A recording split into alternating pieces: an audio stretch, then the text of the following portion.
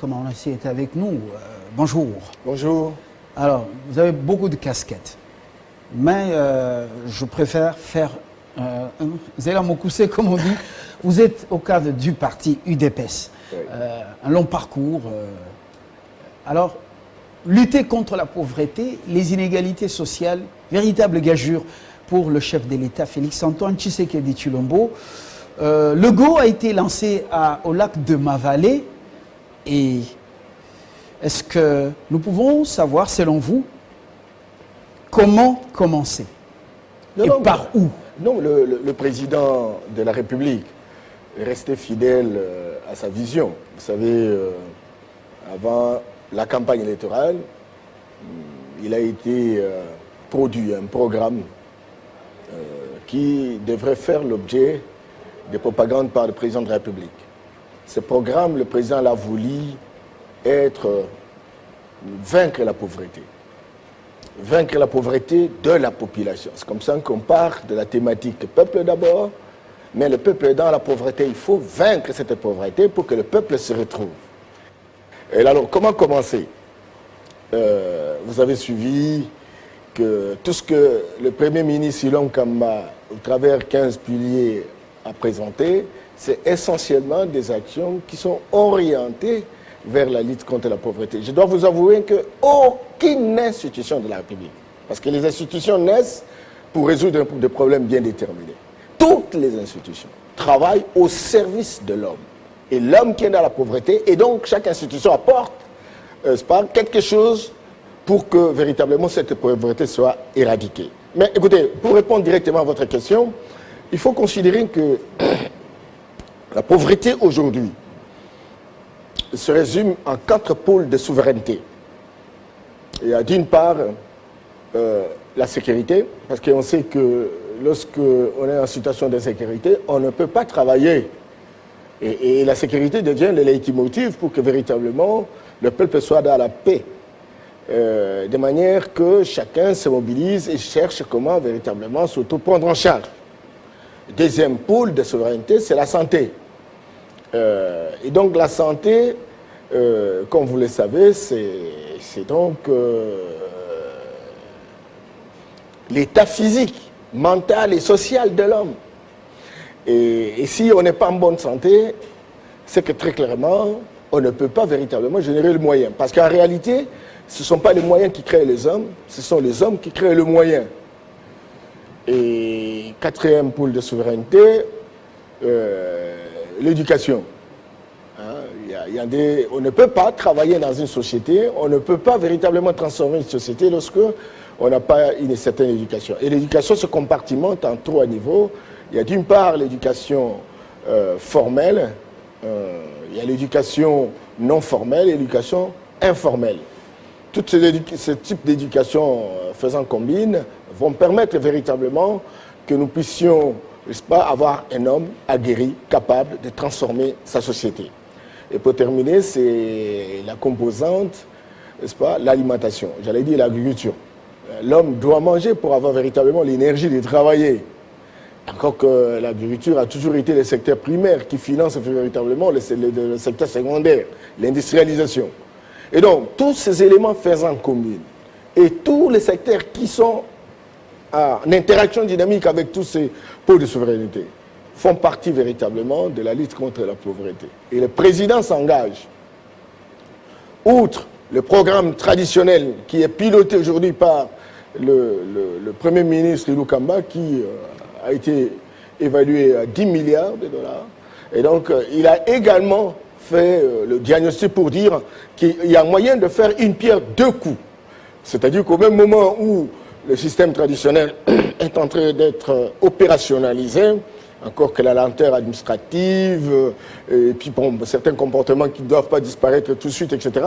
Mais il y avait aussi des choses pour lesquelles il a estimé qu'il y avait quand même nécessité qu'elles soient rattachées directement par lui-même pour qu'il puisse véritablement avoir un droit de regard. Mais à ce niveau-là, certains analystes reprochent plutôt à ce chef de l'État le fait d'avoir un autre programme que celui qui est piloté ou mise en œuvre par le Premier ministre Ilunga.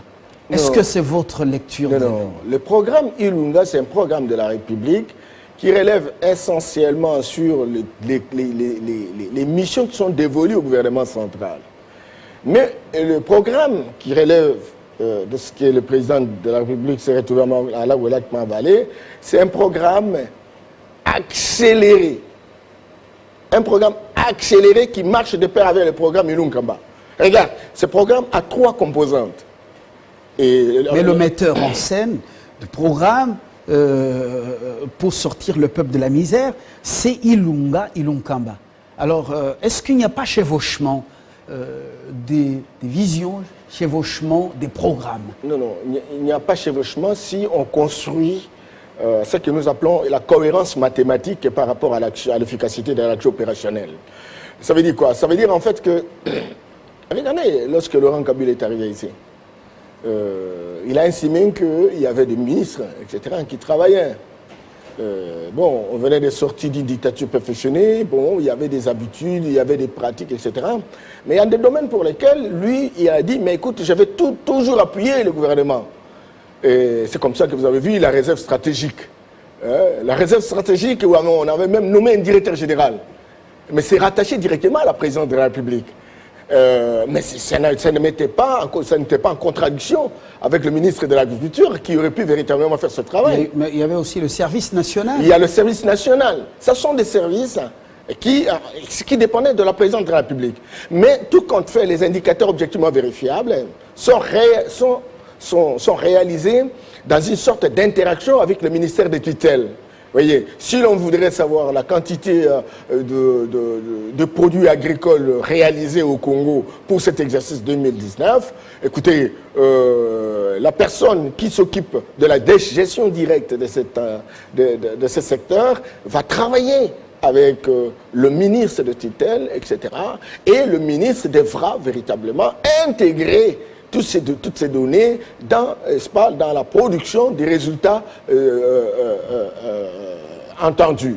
Donc, il y a beaucoup de gens qui se disent, mais comment on va contrôler ces gens? Non, ce n'est pas le président de la République qui s'occupe de ça.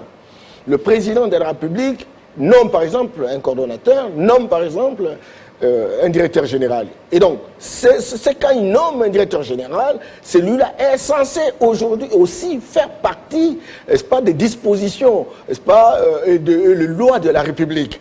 À ce moment-là, si la Cour des comptes peut faire son travail, il peut le faire. L'inspection générale de finances peut bien le faire, ce n'est pas le président de la République. Vous voyez, donc, le président voudrait faire une pierre deux coups. Nous avons un gouvernement traditionnellement revêtu de compétences connues, etc. Mais c'est aussi l'occasion d'avoir des projets additionnels, étant donné sa crédibilité, étant donné sa légitimité.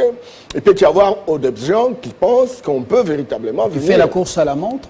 Oui, faire la course à la montre parce qu'il y a des exigences, il y a des attentes. Dirait au peuple en termes de bilan, en termes de redevabilité? Tout à fait. Et puis, attention, nous avons des milliards de dollars.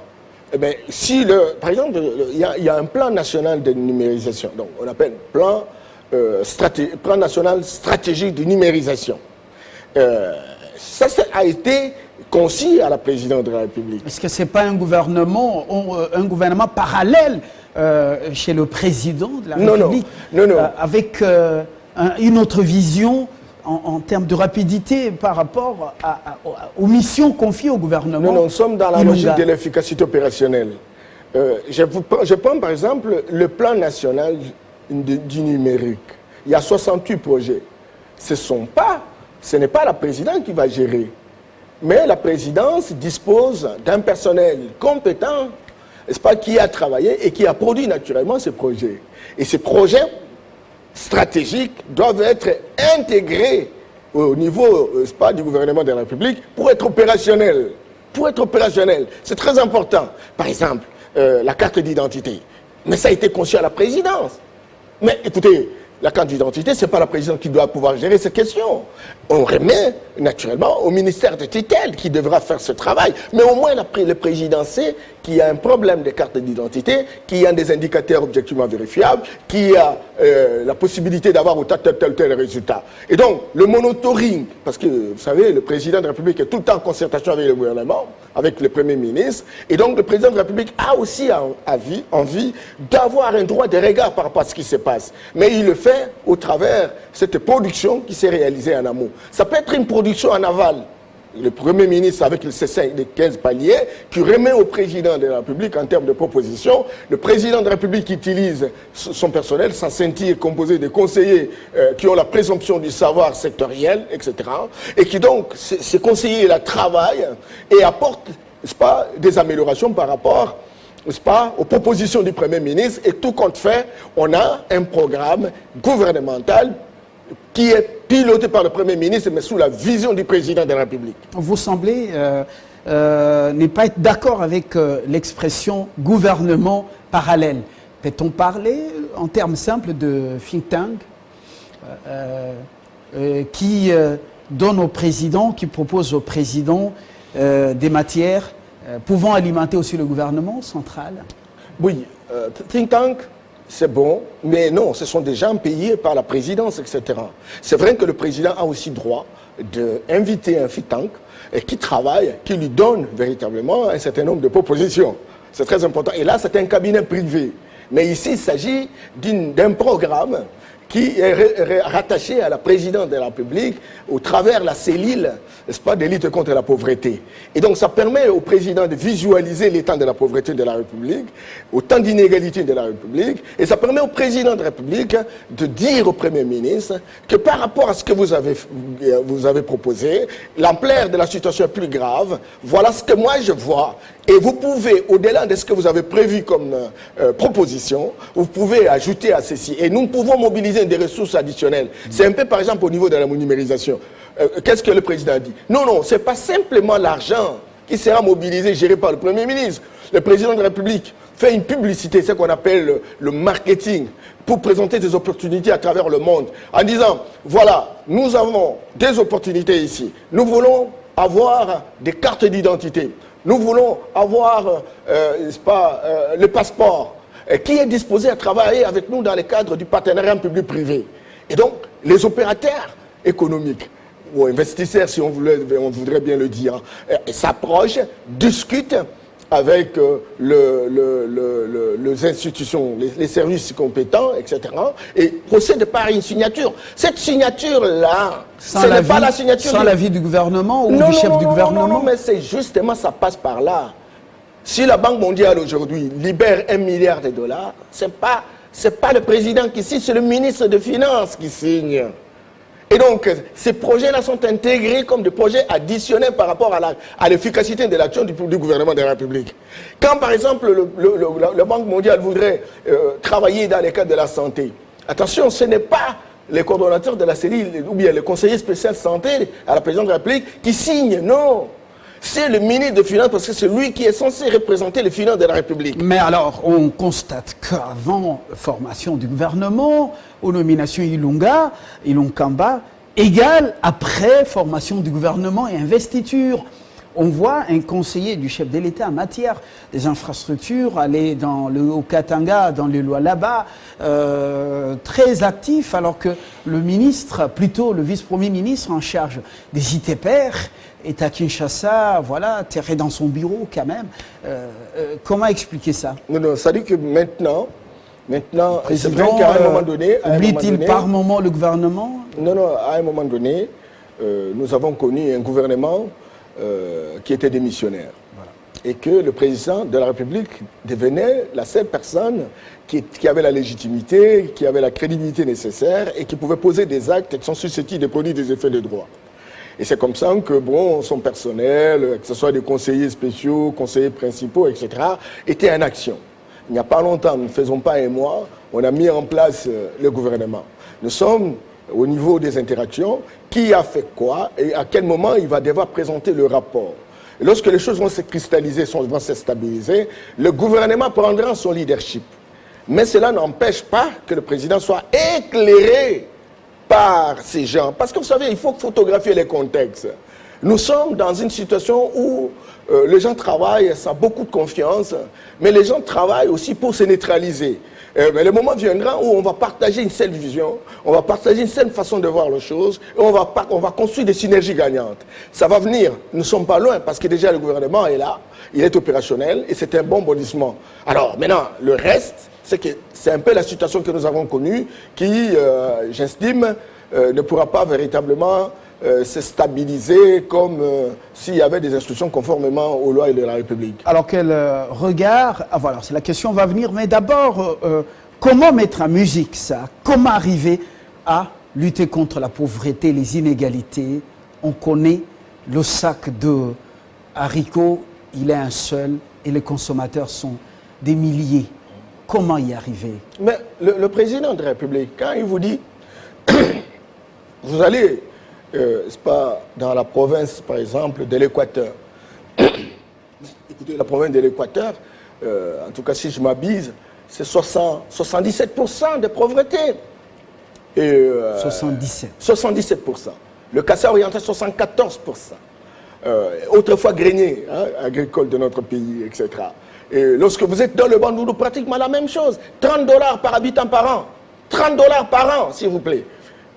L'Équateur, 25 $ par habitant par an, etc. Ça, c'est véritablement les signes de la pauvreté la plus abjecte. Alors le président dit, qu'est-ce qu'il faut?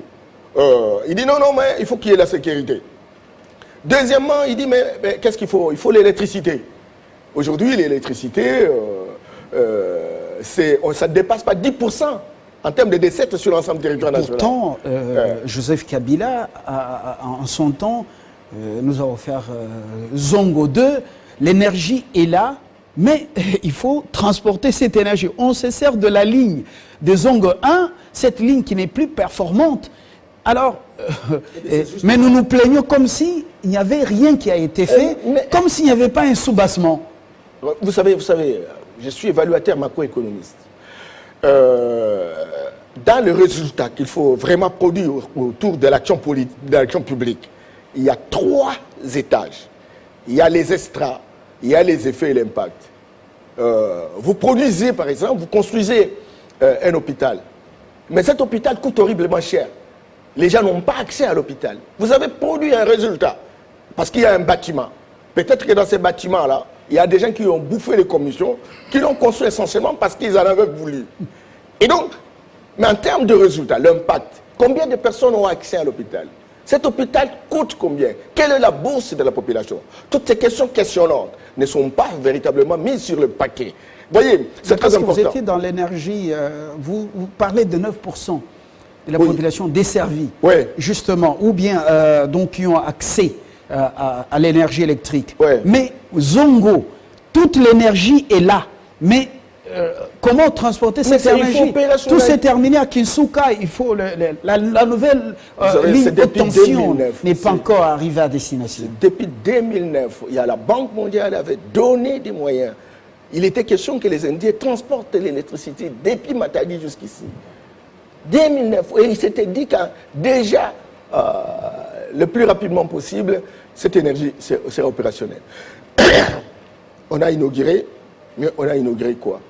Ça aussi, c'est un problème de volonté politique. Et raison pour laquelle vous voyez le président de la République, tout en construisant une dynamique qui consiste à inoculer un esprit dans les chefs des acteurs politiques. Il dit, est-ce qu'il n'y a pas moyen de faire une pierre deux coups pour que je ne sois pas surpris au finish? Parce qu'il y a des gens qui ont été habitués à fonctionner dans un système. Lenteur, sans contrôle, impunité, l'argent mis dans le poche, etc. Bon, maintenant, ce n'est pas automatique. Hein. Ça ne s'empare pas de manière mathématique. Mais entre-temps, le peuple est exigeant pour dire, peuple d'abord, où est-ce que nous en sommes? Et ce sont les mêmes personnes qui sont capables véritablement de tirer des boulets rouges pour dire, mais ça fait 8 mois, vous avez fait quoi? Entre-temps, ils sont incapables de faire ce qu'on leur avait demandé de faire. Ils sont tout le temps en train de faire des déclarations, etc., oubliant qu'ils ont des résultats à atteindre.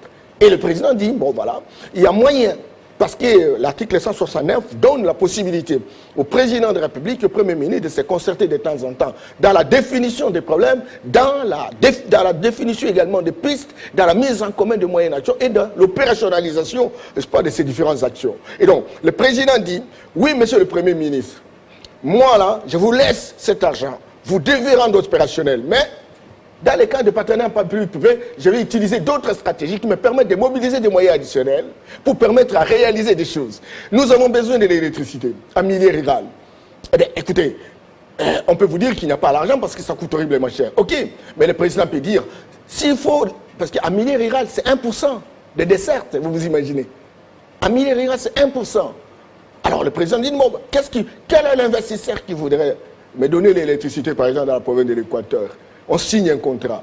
Et l'investisseur arrive, on signe un contrat de ce qu'on appelle le partenariat public-privé.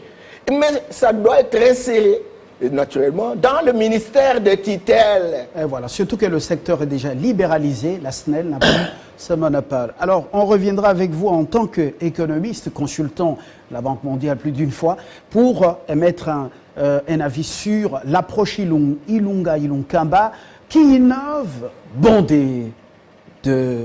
comment on appelle dernièrement la décision prise sur le plan économique, les différentes décisions prises. On y reviendra avec détail. Pour ce matin, je dois vous dire merci.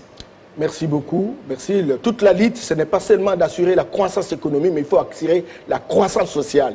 Et donc, on devra faire la comparaison entre la croissance économique et sa répercussion sur le niveau social, qu'on saura qui est compétent, qui ne l'est pas. Et voilà. Donc, je parlais des bons des trésors et ensuite, les décisions prises au niveau du gouvernement. Il y en a autant. Ilunga, un économiste traditionnel, mais qui surprend par ces innovations. Il sera peut-être chez nous avec notre DG dans un format plus élaboré pour ce matin. Merci à Norbert Yamba. Merci à vous également de nous avoir suivis. Depuis 7 heures, on a été ensemble. Un peu d'énergie est sortie. Il faut la refaire. Alors, bonjour Ali Depes. Bonjour. Parti présidentiel. On se bat. Nous avons un devoir de redevabilité vis-à-vis de notre peuple parce que nous avons promis et nous sommes là. Quelles que soient les douleurs d'enfantement, nous nous engagerons résolument pour que le peuple trouve son compte. Merci.